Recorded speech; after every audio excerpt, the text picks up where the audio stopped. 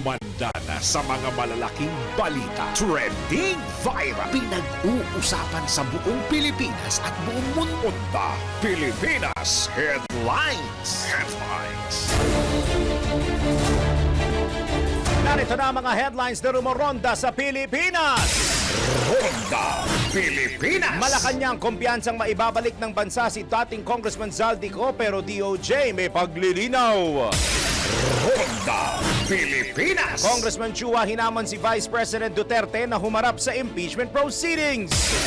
Ronda Pilipinas. Huling hearing sa hirit na makapagpiyansa si dating Senador Bong Revilla Jr. diringgin na ng Sandigan Bayan. Ronda Pilipinas. 5 katao kritikal matapos magbanggaan ng 2 lokal na tren sa Denmark. Ronda Pilipinas. Streamline muling naghari sa PVL All-Filipino Conference, ika-11 titulo na sungkit matapos talunin ang Signal. Ronda Pilipinas. Aura Briguela na mahagi ng tulong sa mga jeepney driver na apektado ng tumitinding krisis sa langis. Ronda Pilipinas. Hindi hinuhulugan ng employer ang SSS ng empleyado. Nako, bawal ito. Ronda Pilipinas. Totoo bang may koneksyon ang pagiging gutom sa pagkainis o galit? Talaga bang patutunayan yan? Mamaya, let's prove it! Ronda Pilipinas. At presyo ng kondom tataas daw dahil sa nagpapatuloy na tensyon sa gitnang silangan. Fact ba yan or fake? Mamaya alamin! Ronda Pilipinas. Ronda Pilipinas. Ronda Pilipinas. Ronda Pilipinas.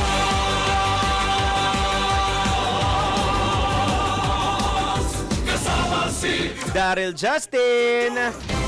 Ang mga malalaking mga balita, ang mga matitinding mga pinag-uusapan, ang mga maiinit at pinagtatalunang mga issue. Lahat hagip, lahat malalaman. Hindi lang sa buong Metro at Mega Manila. Kasama na ang buong Pilipinas. Hahagupit na ang mga malalaking issue sa Ronda Pilipinas. Live na live sa DWIZ AM Metro at Mega Manila. Naka-live din sa DWIZ News FM Regional Stations. Naka-live din sa Radyo Ronda AM Radio sa Pilipinas. Live ding mapapanood sa Aliw 23 Free TV. At naka-live din sa lahat ng DWIZ Digital News accounts, Facebook, YouTube at DWIZ News website.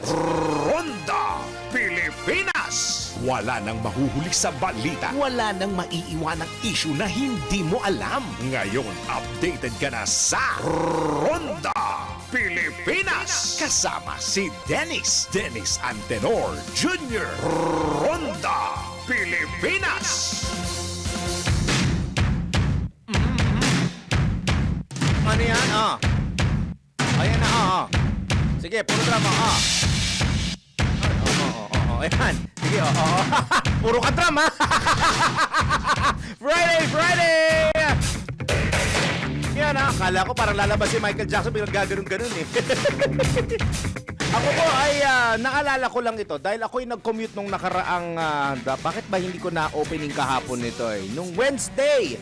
Kasi pare pagka maaga ako umuwi ng Miyerkules, pag umuwi ako bago mag alas 3 ng hapon,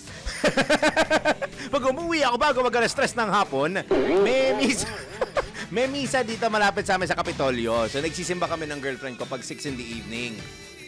Di ba alam naman natin na tricycle. So mga barang-barangay tricycle ang nasasakyan kadalasan diyan, ha?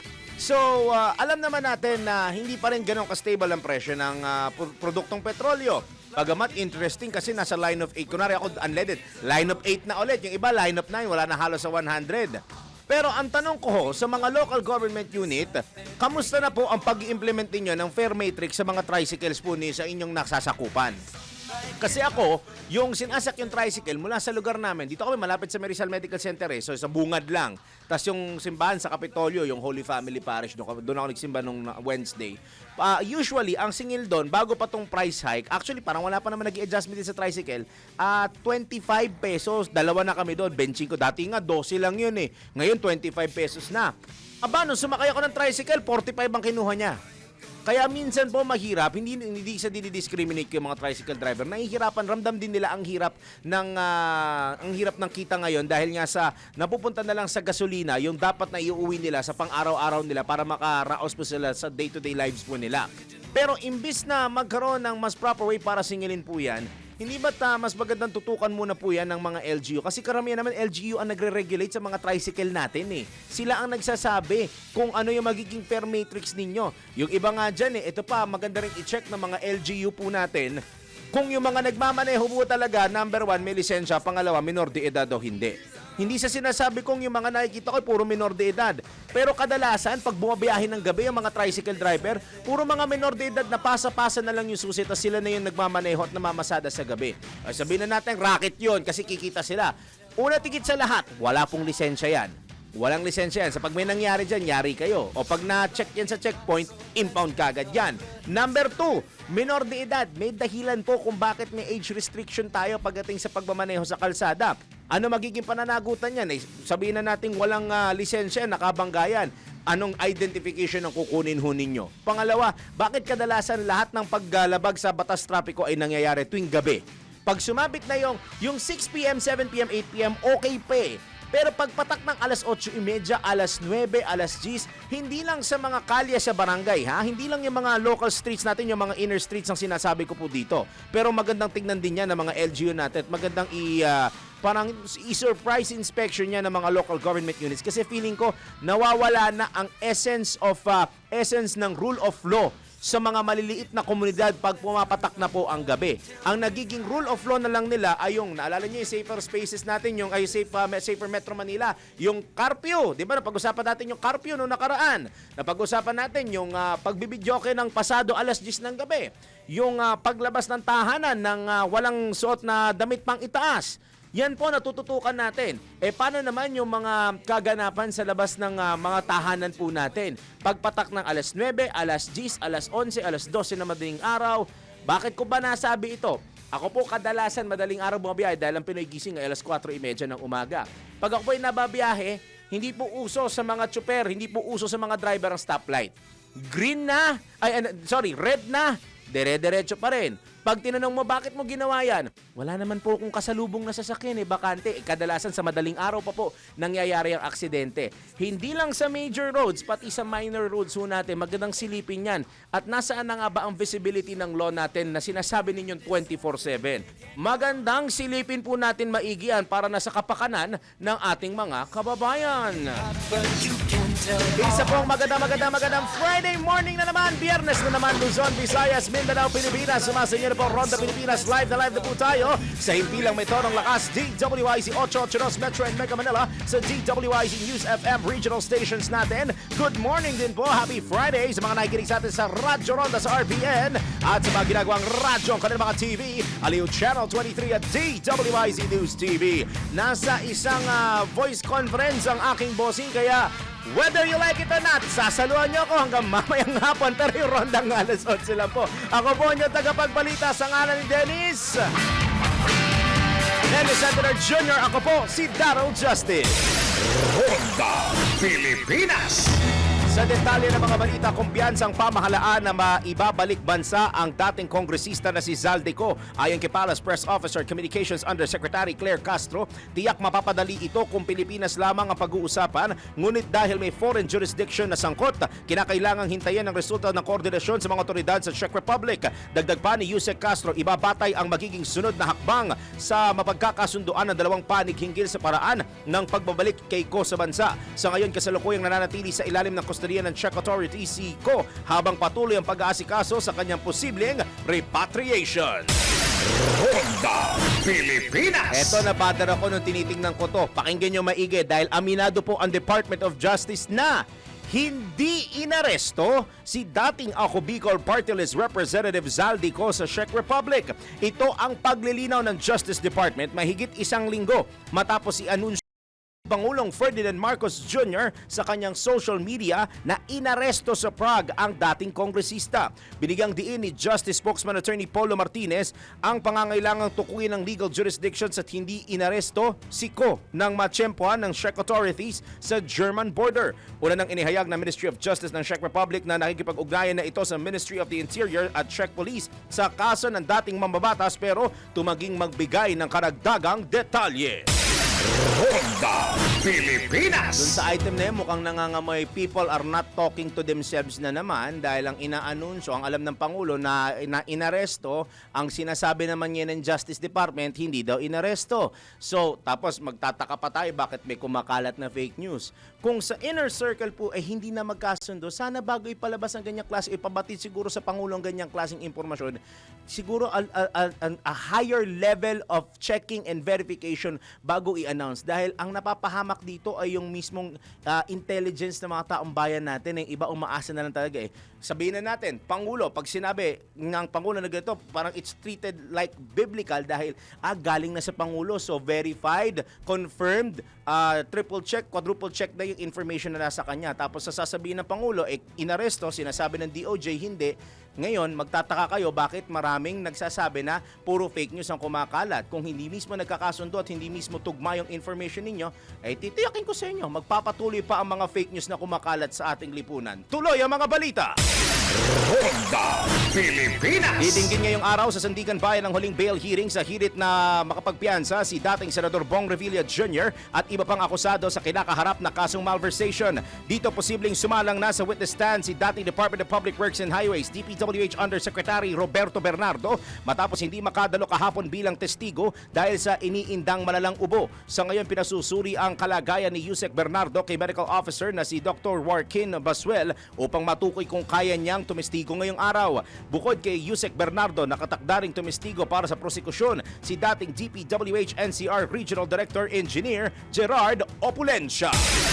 Ronda Pilipinas. Sa pagkakataong ito, paring natanggap muna tayo ng mga reports. Bagong AFP Vice Chief of Staff, formal nang itinalaga. Detalye mula Kapatrol 17, Jopel Peleño. Mainit na tinanggap ng Armed Forces of the Philippines ang kanilang bagong Vice Chief of Staff na si Lieutenant General Romel Roldan kasunod ng isinagawang joint ceremony sa Campo Aguinaldo. Kasabay nito, isinagawa din ang donning of new ranks kina Vice Admiral Alan Javier at Brigadier General Philip Alvarez Jr. Pinangunahan ang seremonya ni AFP Chief of Staff General Romeo Bronner Jr. Ayon sa AFP, ipinapakita ng kaganapang ito ang tuloy-tuloy na pagsisikap na mapalakas ang leadership foundation ng kanilang buong hanay. Ito si Patrol 17 Chopel Peleño para sa himpilang may todong lakas, DWIZ. Nagbabalita ng tama, naglilingkod ng tama. Ronda Pilipinas. Dako tayo sa lungsod ng Maynila. Ilang kalsada po sa nabanggit kong lungsod pansamantalang isasara bukas. Kung bakit, alamin sa report ni Patrol 5, Aya Yupanco. Pansamantalang isasara ang ilang kalsada sa lungsod ng Maynila para sa Manila Summer Pride Parade 2026 na gaganapin bukas, Abril 25, sa klaw ng naturang road closure na ipatutupad mula alas 2 ng hapon ang Padre Paura Street mula Taft Avenue hanggang Adriatico, George Bocobo mula San Andres hanggang Remedios Circle. Kaugnay nito, pinalalahanan ang mga motorista na dumaan muna sa mga alternatibong ruta para makaiwas sa traffic. This is Patrol number 5. Ayaw pa ako para sa implemento ng lakas. DWIC. Namabalita ng tama, nanglilingkod ng tama. Kapag may bagong balita, naka-on air, agad-agad, DWIC Patrol Report. Oras na para tayo kumuha ng update sa lagay ng ating panahon. Pinakahuli, pinaka-latest, pinaka-napapanahon. Whether we like it or not, ito ang magiging DWIZ Weather Report. Mula sa Pag-asa Weather Forecasting Center, nasa linya po natin si Sir Obet Badrina. Sir Obet, happy Friday morning, sir. Happy Friday morning po. Inaasahan pa rin natin magiging mainit at maaliwalas ang panahon sa malaking bahagi ng ating bansa. Posible naman yung mga localized thunderstorms na sa Visayas at Mindanao, pero hindi natin inaasahang ito ay magtatagal. Samantala, sa patuloy na pag-iral din ng easterlies ay wala po tayong minomonitor pa sa ngayon. Easterlies po kasi ang nakakapekto sa ating bansa at wala po tayong mga cloud clusters o wala tayong minomonitor na low pressure area sa loob at labas ng Philippine Area of Responsibility. Sa lagay ng ating karagatan ay sa kasalukuyan nga ay banay dahil sa katamtaman ng inaasahan natin magiging kondisyon o pag-alon ng karagatan. Kaya ligtas naman pumalaot ang mga sakyang pandat at mga bangka sa mga baybayin ng ating bansa. At yan po ang lagay ng ating panahon. Ang ating heat index para sa Metro Manila ay maaaring umabot hanggang 39 degrees Celsius. Pinakamataas po ngayong araw ay posible base sa forecast natin ay sa bahagi naman ng Cotabato. Mag-ingat pa rin po, uminom ng maraming tubig, lalo na sa bandang tanghali hanggang sa hapon kung saan pinakanararanasan po yung pinakamataas na heat index o damang init sa ating bansa. At mula po sa Pag-asa Weather Forecasting Center, Obet Badrina, magandang umaga po. Maraming salamat, Ginoong Obet Badrina mula sa Pag-asa. Pinakahuli, pinaka-latest, pinaka-napapanahon, whether we like it or not. DWIZ Weather Report. Ronda Pilipinas. Sa iba pang mga tampok na balita, iginiit ni House Committee on Good Government and Public Accountability Chairperson at Justice Committee Majority Member Joel Chua na hindi sapat ang mga pahayag sa social media ni Vice President Sara Duterte bilang sagot sa mga alegasyon laban sa kanya. Ayon kay Congressman Chua, dapat tugunan na sagutin ng Vice Presidente ng formal at hindi sa pamamagitan ng vlog, press release o anumang pagpapalabas ng script para sa pagdinig ng komite, kundi nangangailangan ito ng mga record, dokumento at testimonya. Dagdag pa niya, hindi rin sapat ang pagsasabi na ideklara ang lahat ng ari-arian ngayong may mga record na nangangailangan ng paglilinaw. Ronda Pilipinas. Kesyo kay VP Sara, kay Zaldi ko, yan lang naman yung pinapanawagan. Humanap kayo at sagutin lang yung tanong. Di man sinasabing guilty o not guilty kagad kayo. The mere fact na masagot ninyo yung tanong would straighten out things na hindi pa straight out, lalo na sa kamalayan po ng ating mga kababayan. Samantala, ito naman, nako, ang presyo daw po ng kondom tataas dahil sa nagpapatuloy na tensyon sa gitnang silangan. Totoo ba yan o hindi? Alamin natin sa Fact or Fake. Ilang ulat na ang kumala tungkol sa pagtaas ng presyo ng mga bilihin at langis dahil sa tensyon sa Middle East. Ngunit isang impormasyon ang pumukaw sa atensyon ng netizens dahil tataas na rin umano ang presyo ng kondom dahil pa rin sa nangyayari sa gitnang silangan. Pero bago maniwala, atin munang alamin kung ito ba ay fact or fake. Alamin mo na kung tama o mali, kung totoo o hindi. Bawalang peke. DWIZ Fact or Fake.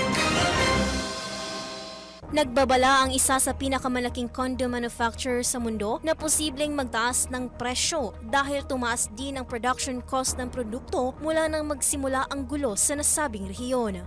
Dahil umano ito sa tuloy-tuloy na pagtaas ng presyo ng petrolyo sa buong mundo at sa pagkaantala ng mga vessels na dumadaan sa Strait of Hormuz. Anya, posibleng tumaas sa 20% hanggang 30% ang presyo kung magpapatuloy ang sigulot sa Middle East. Kaya naman ang kumalat na impormasyon na tataas umano ang presyo ng kondom dahil sa nagpapatuloy na tensyon sa gitnang silangan ay fact. Ang tensyon sa rehiyon ay nagdudulot ng kakulangan sa mga petrochemical byproduct na kailangan sa paggawa ng synthetic rubber, silicone oil at ammonia na siyang ginagamit ng kumpanya sa paggawa ng nasabing produkto.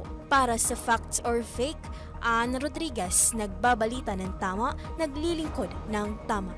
Huwag magpapaloko, huwag magpapagancho, huwag magpapaskam. Bawal! Bawal ang peke. DWIZ Fact or Fake. Ronda Pilipinas. Mga ka-PhilHealth, alam nyo ba na mas pinalaki pa ng PhilHealth ang benepisyo para sa gamutan ng breast at cervical cancer? Para sa breast cancer, ang coverage ay aabot na ngayon sa 1.4 million pesos. At para naman sa cervical cancer, may suporta hanggang mula 170,000 pesos. Ang mga benepisyong ito, mga kababayan, ay maaari ninyong ma-avail sa lahat po ng PhilHealth contracted hospitals nationwide. Dahil sa PhilHealth, bawat Pilipina, protektado. Ronda Pilipinas! Diyan lamang po kayo, iba pang mga balita sa pagbabalik ng Ronda Pilipinas ang ating oras. Yumayahoy na alas 10:26 ng morning. Oras hatid sa inyo ng PhilHealth para sa bawat Filipino. Ronda Pilipinas! Pilipinas, Ronda Pilipinas, Ronda Pilipinas.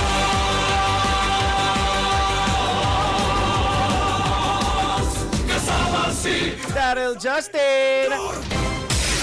Ronda Pilipinas! Tuloy-tuloy po mga balita natin sa Ronda Pilipinas sa oras natin ng puntong alas 10:30 na po ng morning. Tanggap muna tayo ng isang report. PCSO nagkaloob ng medical at rescue equipment sa Tabaco City, Albay. Report mula kay Angelo Bainio. Tumanggap ang Tabaco City, Albay ng mga mobility aids, rescue equipment at medical assistive devices mula sa Philippine Charity Sweepstakes Office. Pinangunahan ni Assistant General Manager for Gaming, Product Development and Marketing Sector, Attorney Lisa Grace Pagano, ang turnover ceremony sa Mandaluyong City kung saan personal itong tinanggap ni Tabaco City Mayor Reynaldo Bragais. Makikinabang sa nasabing donasyon ng mga nakatatanda, persons with disabilities at indigent sector habang inaasahang mapapahusay nito ang serbisyong medikal at pagtugon sa sakuna sa lungsod. Bahagi ito ng CSR initiatives ng PCSO upang mapalawak ang akses sa serbisyong pangkalusugan sa mga nangangailangang komunidad. Yan ang PCSO, hindi umuurong sa pagtulong. Angelo Bainio, nagbabalita ng tama, naglilingkod ng tama. Ronda Pilipinas! Alam nyo ba na ang katumbas ng bawat taya sa Philippine Charity Sweepstakes Office o PCSO ay kawang gawa? Sa bawat ticket mo, siguradong may matutulungang Pinoy sa kanilang pangangailangang medikal. Dahil sa PCSO, basta kawang gawa at pagtulong, hindi kanila uurungan. Kaya palaging tandaan, ang bawat taya, may kawang gawa. Ronda Pilipinas! Sa pagpapatuloy ng mga balita, hinamon ni Ako Bicol Party List Congressman Alfredo Pido Garbin ang gobyerno na magpakita ng proof of life at malinaw na ebidensya kaugnay ng sinasabing pagkakadakip kay dating Congressman Zaldico sa Prague, Czech Republic. Ito ang inihayag ni Garbin matapos bumiyahe si Justice Secretary Frederick Vida patungo sa nasabing bansa para sa pagpapauwi sa dating kongresista. Aminado si Congressman Garbin na babahala siya sa kalagayan na dating kasamahan sa Kamara dahil halos isang linggo na ang nakalipas mula nang mapaulat na inaresto ito ngunit wala pa rin kumpirmadong impormasyon mula sa mga otoridad ng Czech Republic at maging sa Embahada ng Pilipinas. Unfortunately, isang impormasyon wala siyang nakuha sa mga kapulisan, sa authorities. Not a single information that a certain Elizalde Esco was arrested or detained in Prague. So yun po ang nakuha niyang impormasyon. Samantala, naniniwala ang kinatawan ng Ako Bicol Party List na si Ko ang tanging susi upang mailahad ang katotohanan at matukoy ang iba pang mga sangkot sa flood control scandal. Sana hindi masaya yung pera ng gobyerno at pag-uwi nila ay meron silang dala-dala. Lalong-lalo na yung balita, totoong balita na nakadetini at naarestado si Zaldico dahil ang akin dyan ay mahalaga yung testimonya at sasabihin ni Zaldico sa kanyang pag-uwi. Yan po ang tinig ni Ako Bicol Party List Representative Alfredo Pido Garbin sa panayam ng DWIZ.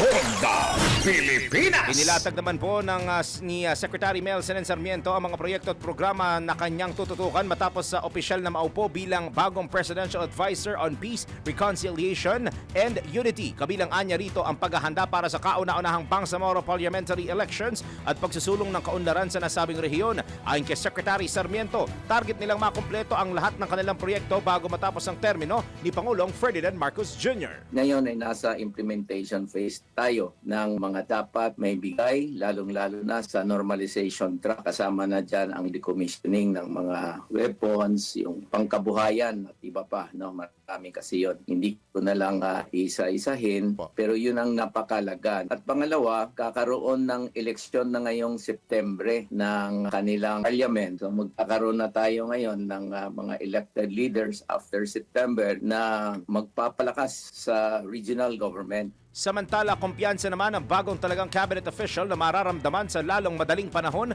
ang positibong resulta ng kanilang programa. Almost 5 years na po ako sa BARM na tumutulong ng napakaraming lokal na pamalaan. Buong Basulta, I've been doing pro bono community development work for the past 10 years at nakakatuwa po yung social cohesion and resilience na programa namin sa Galingpok Foundation kasamang the Asia Foundation. Mga local government naming tinulungan talagang kahit yung isang urban planner na in-invite ko nabigla nang nagsalita na ang mga lokal na pamalaan, mga planning officer at mga alkalde doon. Ibang-iba na yung lumalabas sa kanilang bibig, no? Puro na development. Yan po ang tinig ni Presidential Advisor on Peace, Reconciliation and Unity, Mel Senen Sarmiento sa pareham ng DWIZ.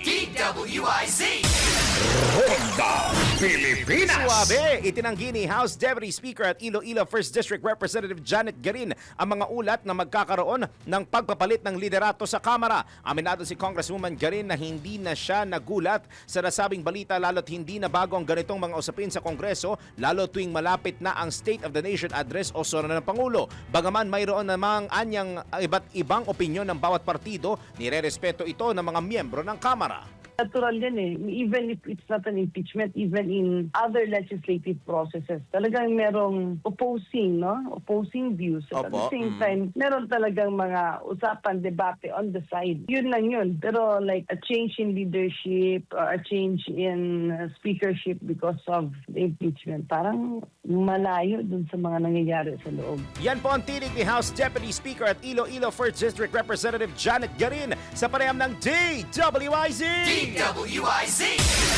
Ronda Pilipinas. Sa iba pa natin mga balita, pinag-aaralan na ng Department of Justice ang lahat ng posibleng paraan upang maibalik sa Pilipinas si dating Congressman Zaldico, ngunit iginiit na hindi ito magiging madali. Ayon kay Justice Spokesperson Attorney Polo Martinez, maaaring tumagal ang proseso ng pagbabalik kay Ko dahil kinakailangang isaalang-alang ang mga umiiral na batas sa Czech Republic. Giit ng DOJ na nanatili silang nakatuon sa paggamit ng lahat ng legal remedies, ngunit ang magiging takbo at timeline ng proseso ay nakasalalay pa rin sa pag-uusap at sa mga batas ng Czech at international processes. Ayon pa kay Attorney Martinez, hindi pa rin nila matukoy kung gaano katagal ang magiging talakayan sa pagitan ng mga otoridad ng Pilipinas at Czech Republic lalo't wala anyang umiiral na extradition treaty sa pagitan ng dalawang bansa. Dahil dito sinabi ng DOJ na kailangan pa nilang tumingin sa iba pang legal options na posibleng pag-usapan pa lamang kapag nakarating na ang mga opisyal ng Pilipinas at Czech Republic at nakipag-ugnayan sa kanilang counterparts.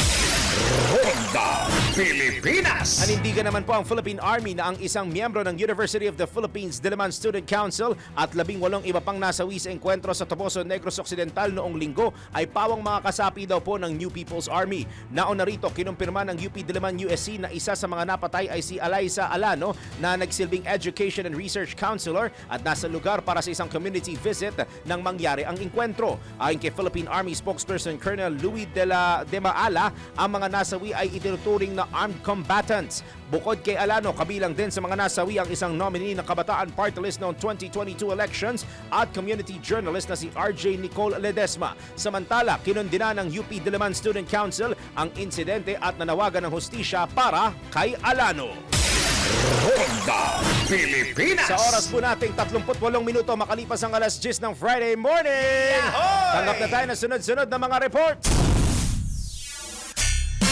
Pangulong Marcos Jr. at First Lady Liza Marcos magkakaroon ng state visit sa Japan sa susunod na buwan ayon sa Presidential Communications Office o PCO. Detalye mula ka Patrol 13, Gilbert Perdes. Nakadagdang magsagawa ng state visit sa Japan si Pangulong Ferdinand Marcos Jr. kasama si First Lady Liza Arneta Marcos mula Mayo 26 hanggang 29 ngayong taon. Batay sa advisory ng Presidential Communications Office, sasagawang pagbisita bilang tugon sa paanyaya ng pamahalaan ng Japan. Inaasang sasalubungin ng Pangulo at ang unang ginang ng Emperor at Empress ng Japan sa Imperial Palace. Nakahanay din sa agenda ang bilateral meeting ng Pangulo kasama ang iba't ibang opisyal ng Japan kung saan pag-uusapan ng iba't ibang usapin kabilang ang energy security, food security at maritime cooperation sa gitna ng mga kasalukuyang pandaigdigang hamon. May pagpulong din ng Pangulo sa mga Japanese business groups at sa Filipino community sa Japan bilang bahagi ng kanyang official engagements. Patrol 13, Gilbert Perdes para sa himpilang may todong las DWIZ. Nagbabalita ng tama, naglilingkod ng tama. Kapag may bagong balita, naka-on air agad-agad DWIZ. Patrol Report! Samantala, ronda naman tayo sa probinsya. Lalaki arestado sa hindi lisensyadong baril at shabu sa Cuenca, Batangas. Report mula kay Kuyang Arman Gambe. Inaresto ng mga operatiba ng Cuenca, Batangas Police Office ang isang 40 anyos na lalaki matapos itong mahuli ng hindi lisensyadong baril at hinina lang shabu sa isinagawang police checkpoint kagabi sa nasabing bayan. Kinilalang suspect ni si Alice Julie, residente ng Binyan City, Laguna. Sa investigasyon, pinara ng mga otoridad ang suspect lula ng minamanito motorsiklo angkas sa isang babae para sa isang routine checkpoint. Isang caliber 45 na baril ang nasamsam ng mga otoridad mula sa suspect at 2 gramo ng shabu na nagkakalaga ng 6,000 piso. Nakakulong na ngayon suspect sa Cuenca, Batangas Police Custodial Center. Arman Cambio mula Calabarzon, nagulat pa sa pila may todo lakas. DWIC nagbabalita ng tama, naglilingkod ng tama. Ronda Pilipinas! Sa iba pa natin mga tampok na balita, naniniwala ang Bureau of Immigration na nasa Pilipinas pa rin si dating House Speaker at Leyte 1st District Representative Martin Romualdez. Ito ay dahil batay sa pinakahuling record sa database ng BI, walang nakatala na bumiyahe papalabas ng bansa ang naturang mambabatas. Kasunod ito ng precautionary hold departure order na inilabas ng Sandigan Bayan na nagbabawal kay Congressman Romualdez na makapag-abroad matapos makita ng probable cause na posible siyang tumakas bunsod ng mga aligasyon o kontrobersiya sa flood control projects. Dahil dito ipinag-utos na ng immigration na ilagay sa hold departure order list si Congressman Romualdez at inalerto ang mga tauhan sa mga paliparan para huwag itong payagan na makalabas ng bansa. Ronda Pilipinas! Balik tayo sa usaping survey. Nangunguna po si Vice President Sara Duterte sa mga preferred personalities na posibleng tumakbo sa 2028 elections. Batay sa pinakahuling tugon na masa survey ng Octa Research, 33% ng mga respondent ang nagsasabing posibleng tumakbo ang Vice Presidente sa pagkapangulo. Pumapangalawa naman po si Naga City Mayor Lenny Robredo sa 21%, kahit na mariing itinanggi ni Robredo ang naturang plano upang tumutok sa pagtakbo para sa kanyang ikalawang termino bilang alkalde. Pumapangatlo si Manila Mayor Francisco Isko Moreno Domagoso sa 10%, habang pang-apat naman si Senator Raffy Tulfo sa 9% at pang-lima si Senator Bam Aquino sa 4%. Ayon sa Octa Research, ginawa ang survey mula Marso 19 hanggang 25 at humingi sila ng tugon mula sa mahigit 1,000 respondents. Ronda Pilipinas! Hindi pa rin bumabalik sa normal ang kalidad ng hangin sa buong National Capital Region o NCR mula nang magsimula ang sunog sa Navotas Sanitary Landfill noong Abril 10. Aba, halos 14 days na pala ang nakalipas. Galiwaw to.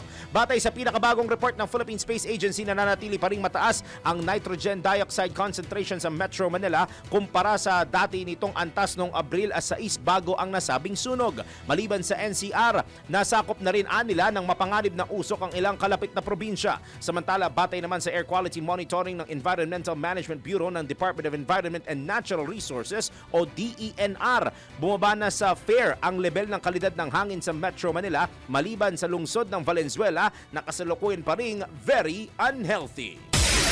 Ronda Pilipinas! Kaya ako gusto makahusap ang DENR sana o hindi kaya anyone na may kinalaman mga environmental groups para malaman kung ano na nga ba talaga ang current state and ngayon na halos nasa going half a month na itong nangyaring sunog dyan sa may sanitary landfill sa may Kamanava area.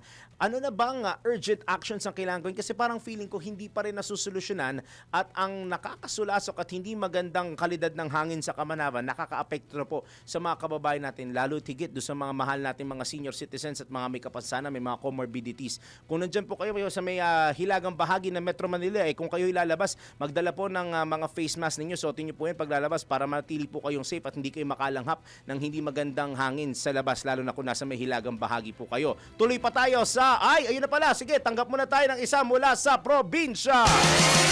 Libo-libong tricycle driver sa Laguna wala pa ring natatanggap na ayuda. Nagbabalik Kuyang Arman Cambe. Muling nananawagan sa national government, partikular na sa DSWD Region 4A Office, ang mahigit sa 2,000 tricycle driver na mga pangunahing lungsod at munisipalidad dito sa Laguna na may bigay na sa kanila 5,000 pisong ayuda ng pamahalaan bilang tulong ngayong panahon ng krisis sa petrolyo. Ayon sa mga tricycle driver, mahigit ng 1 buwan silang pinaghanda ng mga requirement para makuha ang nasabing pinansyal na tulong, subalit halos magdadalawang buwan na silang nakaharap sa blankong kalagayan. ilan sa mga munisipalidad at lungsod dito sa Laguna na hanggang ngayon ay hindi pa nabibigay ang ayuda ay ang mga bayan ng Victoria, Pila, Santa Cruz, Calauan, Bay, Los Baños, Pagsanhan, Calamba, San Pablo at siyudad ng Santa Rosa dito pa rin sa Laguna na hanggang sa ngayon ay naghihintay pa rin ng nasabing 5,000 pisong ayuda ng pamahalaan. Arman kami mula Calabarzon, nagulat pa si Pilamet Todo Lakas. DWIC nagbabalita ng tama, naglilingkod ng tama. Ronda Pilipinas! Alam niyo ba na ang Regasco ay isa sa mga leading LPG brands sa buong Pilipinas? Talagang tinatangkilik ito ng maraming mamimili dahil affordable, quality at tama ang timbang nito. Subukan nyo na at makikita nyo agad ang pagkakaiba nito kumpara sa ibang brands. Huwag magpapaloko sa murang LPG dahil may daya ang timbang niyan.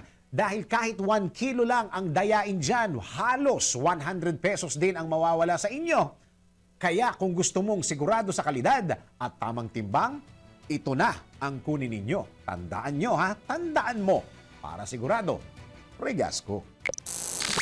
Mula pa noong 1998, ang Regasco LPG ay katuwang na ng mga Pilipino. Ito man ay sa kusina o negosyo. Subok, dekalidad, walang daya ang timbang, at siguradong safe. Yan ang tatag Regasco. Kaya Regasco ang patuloy na pinipili at pinagkakatiwala ang LPG brand ng mga Pilipino. Ano pang hinihintay nyo? Halina sa Regasco. For deliveries, please call 8642-3333 or 0917-899-9589. Ronda Pilipinas! Diyan lamang po kayo, magbabalik pa ang Ronda Pilipinas ang ating oras. 14 na minuto na lang, 11 na ng morning. Oras hatid sa inyo ng M. Luwilier, tulay ng pamilyang Pilipino. That time check was brought to you by Bingo Plus. Bingo sa saya, plus sa panalo. Gaming is for 21 years old and above only. Game responsibly, keep it fun. Ronda Pilipinas! Ronda Pilipinas! Tuloy ang mga balita sa Ronda Pilipinas. 15 Filipino seafarers ang kumpirmadong lulan ng 2 barkong naharang ng Iran matapos ang muling pagbabawal nito sa pagdaan sa Strait of Hormuz. Ayon sa Department of Migrant Workers o DMW, 10 Pilipinong tripulante ang sakay ng Liberia-flagged na Epaminondas habang 5 naman ang nasa Panama flag container ship na MSC Francesca. Naharang ng Islamic Revolutionary Guard Corps ng Iran ang 2 barko na sinasabing parehong nagtangkang lumabas ng strait noong Miyerkules, Abril 22. Kaugnay nito, tiniyak naman ng DMW na ligtas ang lahat ng mga nasabing Pilipino at patuloy din silang nakikipag-ugnayan sa kanilang mga pamilya maging sa kanilang manning agency at ship owners para magbigay ng kaukulang update at suporta. Ronda Pilipinas! Pinatikos naman po ni House Deputy Speaker Paulo Ortega V ang ginawang press conference ng Company Vice President Sara Duterte. Ayon kay Congressman Ortega, ampaw ang press con ng legal team ng VP dahil hindi nito direktang sinagot ang mga natuklasan sa pagdinig ng House Committee on Justice kabilang na ang Statement of Assets, Liabilities and Net Worth o SALN at mga bank transactions ni VP Sara. Sinagot din ni Congressman Ortega ang posisyon ng Defense Panel na pangalawang Pangulo na ituon na lang ang diskusyon sa mga transaksyon mula noong taong 2022 hanggang sa kasalukuyan kung saan iginit ng kongresista na bahagi ng investigasyon ang pagsusuri ng sa mga numero sa yaman ng pangalawang Pangulo noong nagsimula pa lamang itong umupo sa gobyerno taong 2007. Paliwanag ni Ortega na nanatiling sentro ng interes ng publiko ang 6.7 billion pesos na halaga ng covered at suspicious transactions na napuna ng AMLAC maging ang zero cash on hand at cash in bank sa SALN ng Vice Presidente. Ronda Pilipinas! Mga balitang dapat alam mo kahit sa labas ng bansa. DWIZ Balita sa ibang bansa. 5 katao ang kritikal at 18 ang napinsala matapos magsalpukan ng 2 lokal na tren sa Northern Copenhagen sa Gribskøy Line na nag-uugnay sa Hillerød at Karsjup. Ayon sa mga otoridad ng Denmark, agad na nagpadala ng 18 sasakyan at 47 rescue workers para agarang mabigyan ng paunang lunas at madala sa ospital ang mga napuruhan at sugatan. Sa ngayon, patuloy ang investigasyon kung ano ang naging sanhi ng aksidente. Bagamat nag-alok ng tulong ang punong ministro sa Sweden, tinanggihan ito ng Denmark Denmark dahil sapat ang kanilang lokal na resources. Ronda Pilipinas! Ngayon naman, Creamline muling naghari sa PVL All-Filipino Conference, ika-11 title, nasungkit matapos talunin ang dati kong workplace, ang Signal. Sports News mula kay Kim Gomez. Sa mundo ng palakasan, ang latest malalaman sa DWIZ Sports News. Muling nasungkit ng Creamline Cool Smashers ang kampyonato sa 2026 PVL All-Filipino Conference matapos talunin ang Signal sa score na 3-2 sa Game 2 ng Finals. Dahil dito, winaris ng Creamline ang Best of 3 series ng 2-0 at nakuha ang kanilang ika-11 titulo. Pinangunahan ni Gemma Galanza at Bernadette Pons ang koponan habang naging susi ang depensa ni Tots Carlos at Pangs Panaga sa huling set. Ito ang unang kampyonato ng Creamline mula noong 2024. Samantala, nakuha ng PLDT ang bronze medal matapos talunin ng Farm Fresh sa kanilang serye. Para sa Sports News, Kim Gomez, nagbabalita ng tama, naglilingkod ng tama.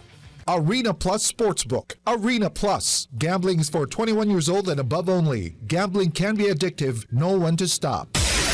Ronda Pilipinas! Ito na ang latest, bagong-bago, fresh na fresh, DWIZ Showbiz News! Aura Briguela na mahagi ng tulong sa mga jeepney drivers na apektado ng tumitinding krisis sa Lagis. Narito ang iSpotted Report ni Mima Anton. Para sa aking balitang showbiz, namahagi ng tulong si Aura Briguela para sa mga jeepney driver na apektado ng tumitinding krisis sa Langis. Sa kanyang Facebook post, ibinahagi ni Aura ang video kung saan makikita siya nagre-repack ng mga grocery items kasama ng kanyang mga kaibigan. Paliwanag ni Aura, layo na kayo ng pagbibigay ng tulong na makabawi sa mga tsuper na patuloy na nagtatrabaho sa kabila ng kinakaharap na problema, lalo na ngayon nagtataasan ang presyo ng mga produktong petrolyo. Anya, kahit hindi sobrang ingrande na ibibigay nilang tulong, mas mahalaga pa rin sa kanya na genuine ang kanilang intensyon. At iyan ang aking balitang showbiz para sa impilang may todong lakas, DWIZ. Ako si Anton, nagbabalita ng tama, naglilingkod ng tama. Ang balitang ito ay inihatid sa inyo ng Bingo Plus. Bingo Plus, bingo sa saya, plus sa panalo. Gaming is for 21 years old and above only. Keep it fun, game responsibly. Ronda Pilipinas! Talaga nga naman, nothing beats helping people genuinely. Pero ako parang kung tutulong na lang din tayo, gawin na natin the best that we could do para sa mga kababayan natin. Kaya nga, di ba sabi nila, bayanihan is always the best spirit, lalo na sa ating mga Pilipino. Samantala, hindi hinuhulugan ng employer ang SSS ng empleyado. Nako, alamin ang karapatan ninyo, mga minamahal na empleyado at sa mga employer dyan. Pakinggan dahil narito ang parusa sa NBI. Nako, bawal ito. Alamin kung bawal o hindi. Dahil kung di mo alam to, kaso ang kakaharapin mo sa NBI. Nako, bawal ito! Hindi hinulugan ng employer ang SSS ng empleyado? Nako, bawal ito. Isa sa mga ikinakaltas sa buwan ng sahod ng mga empleyado ay ang kontribusyon para sa Social Security System. Ang kontribusyong ito ay isang pondo para sa proteksyon at seguridad sa hinaharap ng isang empleyado at para sa kanyang pamilya kung sakaling may mangyari na hindi inaasahan. Ngunit paano kung hindi pala nire-remit ng employer mo ang buwan ng hulog sa SSS? Nako, alam mo bang labag sa batas yan? Nakasaad sa Republic Act No. 11199 o mas kilala bilang Social Security Act of 2018. Obligasyon ng bawat employer na ibawas sa sweldo ng kanilang mga empleyado ang buwan ng kontribusyon sa Social Security System at i-remit ito kasama ang share ng employer. Ang sino mang lumabag na employer ay maaaring pagmultahin ng hindi bababa sa 5,000 piso hanggang 20,000 piso. Babayaran din ng employer sa SSS ang penalty sa pagkakautang at interest na may katumbas na 3% sa kada buwan na hindi naghulog. Bukod pa rito, maaari maaaring makasuhan ng employer ng estafa kung saan binabawas sa sweldo ng empleyado ang kontribusyon pero hindi ito nire-remit. Kaya sa mga employer, huwag ipagkait sa mga empleyado ang pinaghirapang benepisyo. Huwag umiwas sa responsibilidad para hindi ka masabihan ng, nako, bawal ito.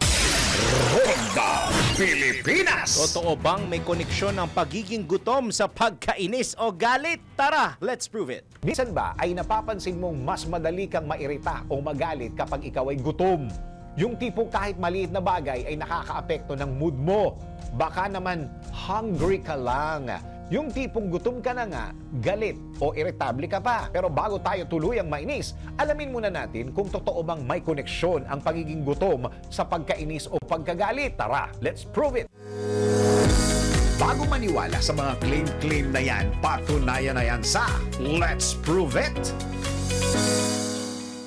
Ayon sa pag-aaral ng Center for Nutritional Psychology, napag-alaman na may kaugnayan ng gutom sa pagbabago ng mood ng isang tao. Kapag kulang kasi ang enerhiya ng katawan, mas nagiging irritable ang isang tao at mas madali tayong naapektuhan ng mga nangyayari sa paligid. Hindi lang kasi ang tiyan ang naapektuhan, kundi ang ating pag-iisip dahil mas hirap ang utak na magkontrol ng emosyon at mas madali tayong ma-stress kahit na sa maliliit na bagay. Hindi naman direktang binanggit na gutom nga ang dahilan ng galit. Ngunit ipinapakita lamang na nakakaapekto nga ang pagiging gutom sa ating emosyon at pakiramdam. Kaya naman kung pakiramdam mo ay bad trip ka ngayon o bigla ka na lang makaramdam ng inis, baka naman kailangan mo lang kumain para gumanda ang iyong mood.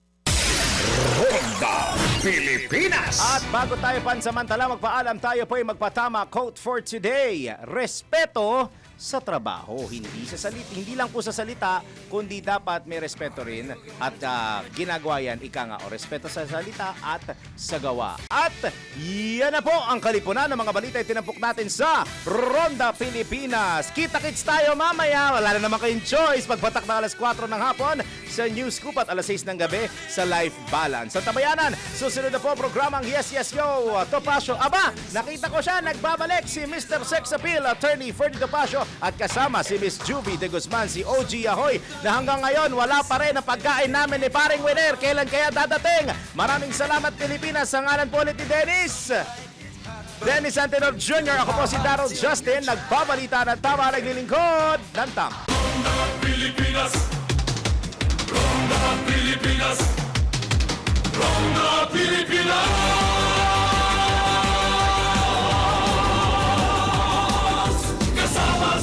Darrell Justin. Ronda Pilipinas!